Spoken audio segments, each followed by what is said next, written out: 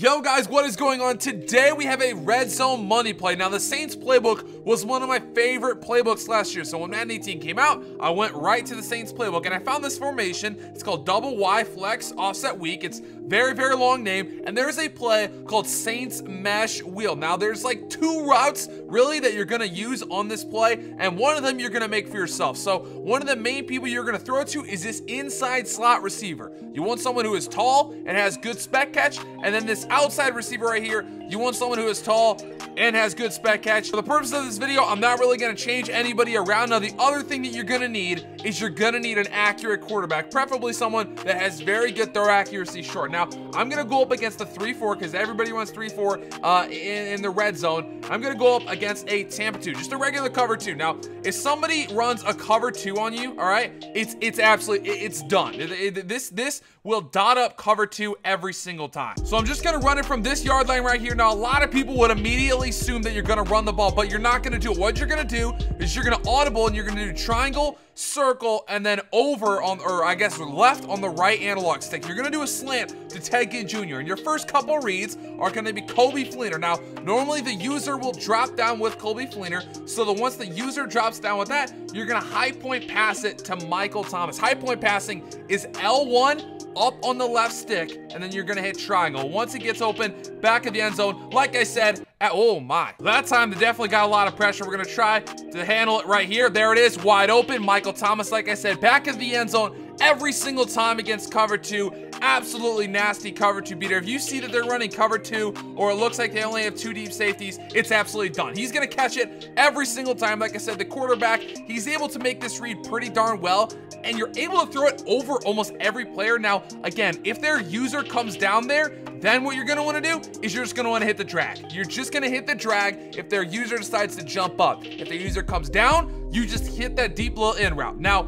this is against cover 2. Again, this works like almost every time. Sometimes you can hit the outside square route if they don't run out of bounds, but since this play is so close to the end zone, because a lot of people have trouble scoring there, you're not gonna wanna do this. Now, obviously, you can audible to a run play if you run this play a lot, and then you can run the ball and then get in the end zone, and that's pretty easy. But you want the pass play because no one's expecting it. The next coverage we are gonna go against is a cover 4 out of the 3-4, and again, your reads are pretty much gonna be the exact same. Now, since we're going against CPU, the underneath route normally is not gonna be open. You have to wait a little bit longer for the triangle route to be open. Oh, I clicked the wrong button there. You have to wait a little bit longer for the triangle route to be open, but then once it's open, you can hit and split the safeties right over the middle, and the CPU literally doesn't play it whatsoever. I don't understand why they don't play it. I'm not gonna complain about it, but they just don't play it. And honestly, cover 4 is a very popular defense. You're able to route it up. There it is, wide open, and well, Michael Thomas dropped it right there. But most of the time, they don't drop it. This is a great formation, like I said, because you're able to make this throw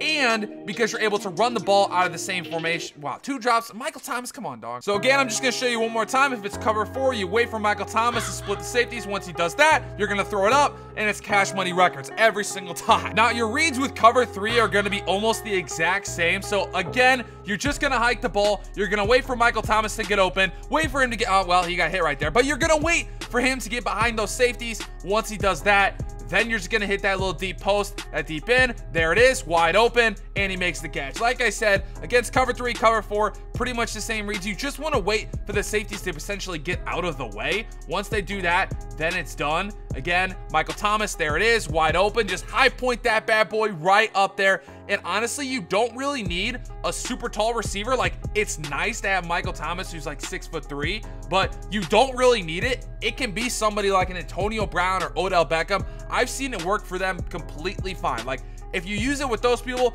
it's honestly not going to be as effective, but you can still do it for sure. Now, the next thing we are going to run against is a man coverage. Now, if they come out in man coverage, you guys, you're going to be licking your lips because man coverage will get absolutely dotted up by this formation. So a lot of times they come out man because they don't want that Michael Thomas route to get open.